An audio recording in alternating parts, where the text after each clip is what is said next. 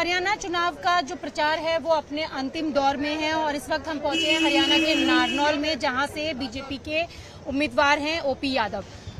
यादव जी, आप जगह जगह जा रहे हैं, प्रचार कर रहे हैं, किस तरीके का रिस्पांस मिल रहा है लोगों का? हम अपने हल्के में चुनाव प्रचार में लगे हुए हैं और हमें बहुत अच्छा जन समर्थन मिल रहा है।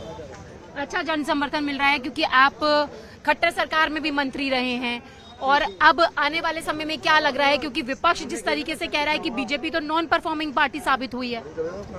विपक्ष का काम तो विपक्ष की भाषा बोलना है और हम पूरी तरह से आशान्वित हैं और जनता का जो रिस्पांस मिल रहा है उससे हमें लगता है कि भारतीय जनता पार्टी तीसरी बार रिपीट करेगी। आप कह रहे हैं तीसरी बार रिपीट करेगी, लेकिन अगर हरियाणा की बात करें तो यहाँ पर पानी जो है वो सबसे बड़ा मुद्दा है, तो उसका समाधान करने के लिए क्या कुछ आप लोगों ने सोचा है? क्योंकि जिस तरीके से मैनिफेस्टो आया है, कई सारी बातें की हैं आप लोगों ने।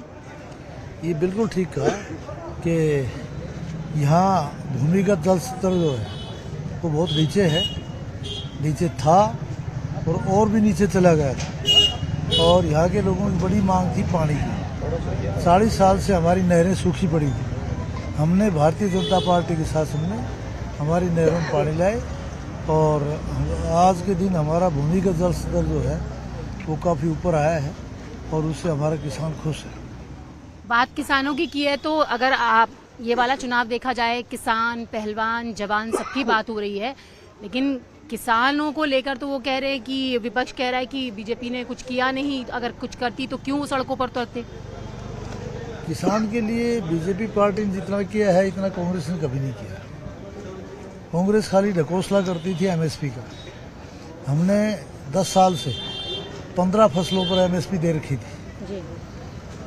कांग्रेस का इतने लंबे समय शासन रहा, उनने कभी 3 फसलों पर भी एमएसपी नहीं दी। हमने 15 फसलों पर एमएसपी दे रखी थी पिछले 10 साल से और अब हमने जितनी भी जिन्स होती है 24-25 उन सब पर एमएसपी लागू कर दी।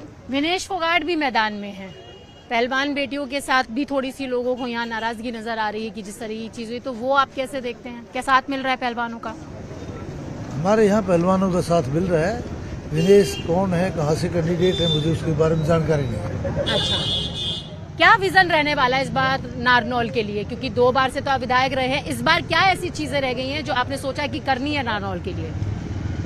नारनौल में देखिए, विकास एक निरंतर प्रक्रिया है और समय के अनुसार नई नई मांग उठती रहती है। जब हम आज से 20 साल पहले देखें तो हम 10 फुट चौड़ी सड़क बन जाती थी, उसी में बड़े खुश होते थे।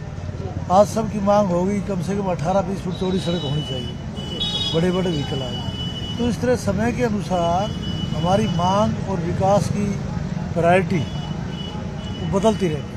बस आखिरी सवाल है कि कांग्रेस के बड़े नेता भी चुनावी रण में हैं, प्रचार कर रहे हैं, तो आप किस तरीके से देख रहे हैं? क्योंकि अग्निवीर योजना को लेकर लगातार वो खिलाफ में है, बात कह रहे हैं कि ये योजना अच्छी नहीं है। और क्या यहाँ पर त्रिकोणीय मुकाबला जो था वो अब कांग्रेस और बीजेपी के बीच आ गया है? यहाँ कोई त्रिकोणीय मुकाबला नहीं था और कांग्रेस भी कहीं फाइट में नहीं है जी। ये ठीक है, जब 2 प्रतिद्वंदी खड़े हैं तो एक को सेकंड आना है, लेकिन वो इतने भारी अंतर से सेकंड है कि उसको आप मुकाबला नहीं कर सकते। तो मतलब आप निश्चित तौर पर दावा कर रहे हैं कि ये तो सीट यहाँ कमल खिल रहा है? निश्चित तौर। तो आपने देखा कि निश्चित तौर पर बीजेपी के जो उम्मीदवार हैं ओपी यादव, उनका दावा है कि नारनौल में तीसरी बार कमल खिलने जा रहा है, लेकिन ये तो साफ 8 अक्टूबर को हो पाएगा कि क्या कुछ होता है। तो अभी हमने बात की इनसे और लोगों का समर्थन है, यहाँ पर प्रचार कर रहे हैं डोर टू डोर, क्योंकि अंतिम दौर में हरियाणा चुनाव का प्रचार पहुंच चुका है।